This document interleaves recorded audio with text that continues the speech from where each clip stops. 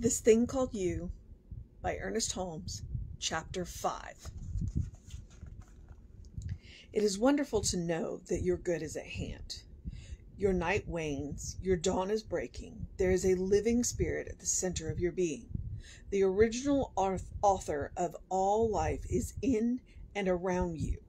Not a God who was, but a God who is. This is the great secret which you share with life. Life is wherever you are. It revolves around you even as it flows through you. Keep the doorway of your mind open. Feeling, thinking, communing with this life, know that it fills you with light and with power. Learn to exchange fears, doubts, and uncertainties for faith. Faith can make you whole. Faith can convert fear into uncertainty, poverty into riches, disease into health. Faith can lift you from a valley of despair into a mountain of hope and certainty. There is a power which flows out through your words of faith. There is a law of faith which has the power to bring into your life everything you need. Jesus understood this. It was through this law that he healed the sick, raised the dead, gave sight to the blind, and fed the multitudes. He said that anyone who believes can do what he is doing. He said that you can do it too. This power is in you. It is where you are. It is yours, but it must be used. You need not go through any practices to unify with this power, for you are already one with it. You need not go in search of it because it is already where you are, because you are always in contact with it. You can bring it into your life. You can bring into your life the good you so greatly desire, for it will honor your desires. It will bring them into manifestation in your life. Say to yourself then, I place my affairs in the hands of goodness, love, and wisdom. I place them there with supreme confidence. I have a childlike faith and trust in good. I know there is nothing between me and that which is best. I am filled with enthusiastic hope. I look forward to entering into the fullness of life. The greatest adventure of your life lies in your conscious use of this power. You need not believe in any particular religious system to discover the wellspring of life. You find it at the center of your own being, in a quiet evening, in the stillness of the night, at the dawn of a new day, and in the midst of activity. Nothing can be more immediate or personal to you than this presence, which is in everything, and without which there could be neither life, thought, nor action. Accept this here and now, today. Say, I am conscious that good is expressing through my thought. My mind is open to the influx of truth. I am guided, I am informed, I am guarded, I am led into pathways of peace and goodness. You need not mold your life after another. Trust yourself. Believe in your direct relationship with life, and you will not be disappointed. Do not wait. Today is the time to start. Right where you are is the place to begin. Electricity exists, but its energy must be directed. So it is with this power. If you wish it to pour through your thought in any direction you wish, you must use it consciously. You do not pray this power into existence. You use it. Your use of it is not a prayer to the power, but a recognition of it. This is not a petition, but a performance. Say, I realize the presence of the living spirit within me. My physical body is formed of spiritual substance. It is divinely conceived and perfectly created. There is perfect coordination in every part of my being because the spirit of perfection is acting in and through me. To realize that God is ever present, ever available, is to know that all the wisdom, intelligence, and power of the universe is right where you are. Your word is power when you know this. This is why everything in your life depends on your belief. Why it is done unto you as you believe. Change your belief and you can change your world. Don't let anyone tell you this isn't true. Those who have used it in the right way have proved it to be true. Those who have never tried it know nothing about it. Don't argue with them. Let them alone. The answers to your problems lie not in God's willingness, but in your ability to believe. Certain statements repeated over and over help you to believe. Gradually, these statements sink into consciousness, changing your mental reaction from negative to positive. Say, the law of good is continuously operative in my life. I am always equal to any task set before me.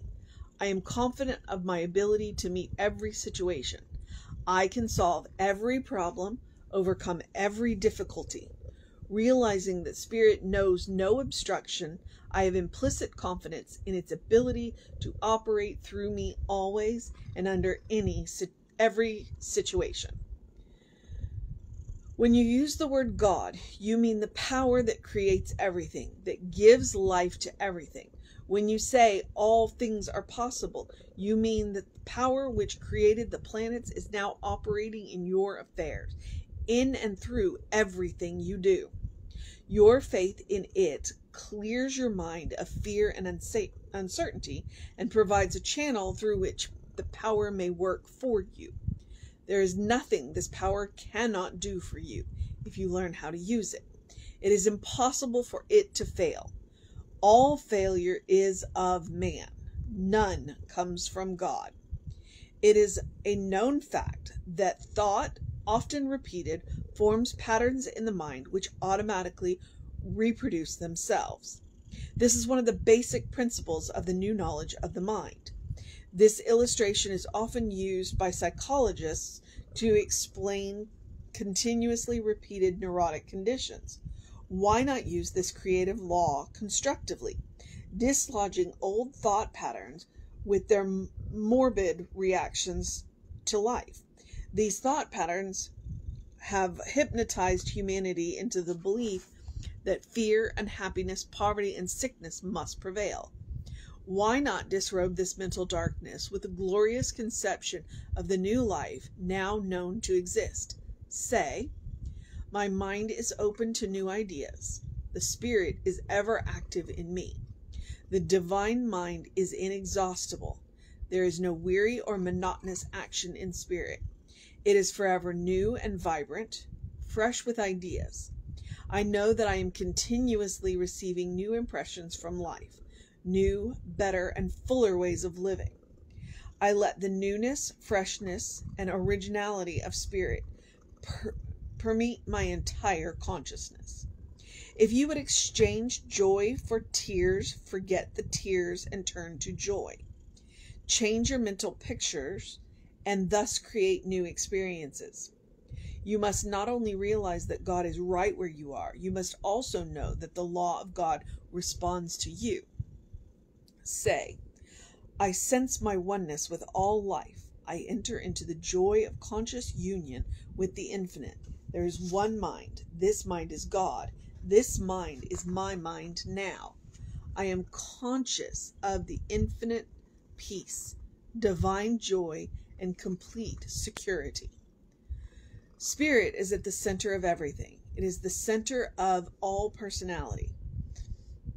As a drop of water is in the ocean, so are you in an ocean of life. This life acts as law upon your thought. Perhaps this seems too good to be true. Remember, however, that the first steam-driven ship to cross the ocean carried in her cabin a book carefully explaining just why it was that a boat could not be driven by steam. A new energy is now being announced to the world, the creative power of thought, which draws its energy from a universal source. Your consciousness, which means the sum total of your thoughts, is the medium between the invisible cause and your personal life.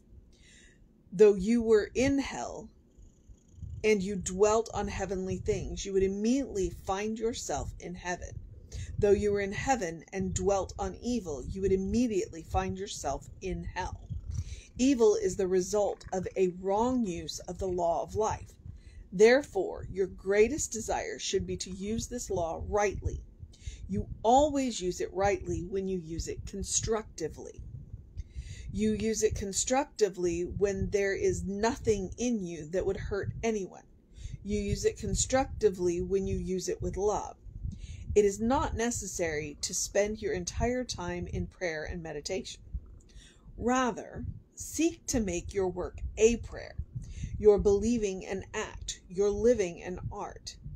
It is then that the object of your faith will be made visible to you. It is then that you shall kiss the lips of your desire. Your thought is creative, not because you will, wish, hope, pray, or long for it to be so. It is creative because there is a creative law operating upon it.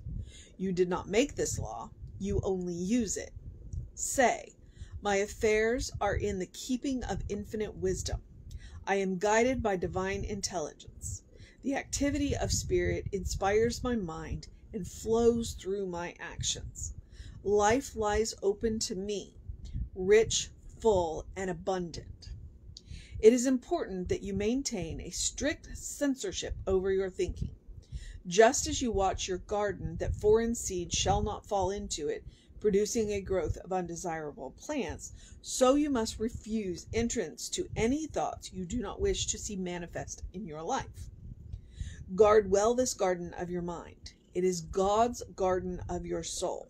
It is your garden of Eden, wherein may grow your fondest desires and hopes, blossoming with fulfillment. Or, if you permit the weeds of destruction, fear, and doubt, will choke out the beauty of hope until despair alone remains.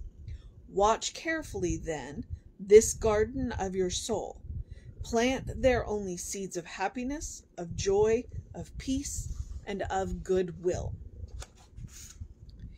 It may be necessary to cultivate your garden, to uproot the weeds and straighten out the rows, planting new seeds, new ideas, broader versions, and deeper realizations of life.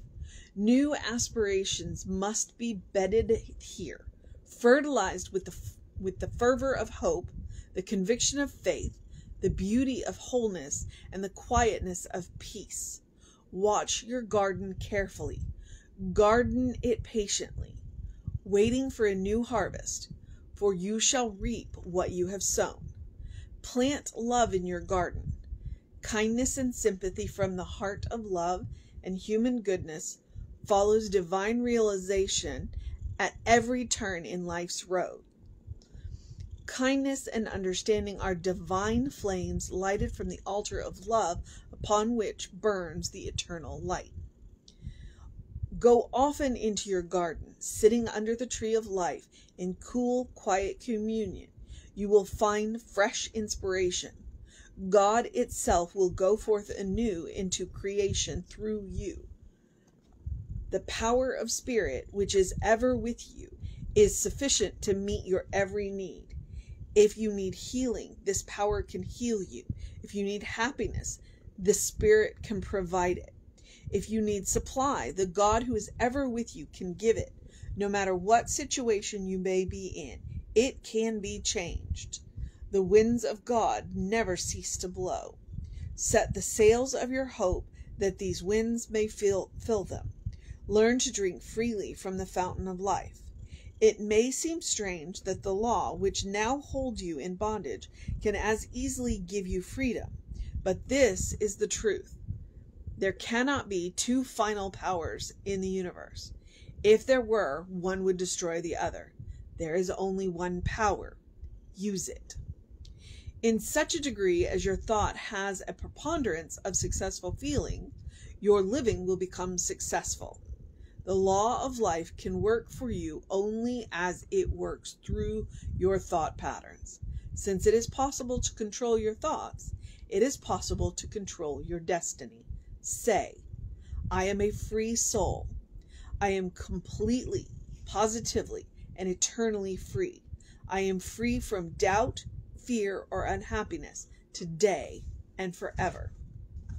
And that is chapter 5, This Thing Called You by Ernest Holmes.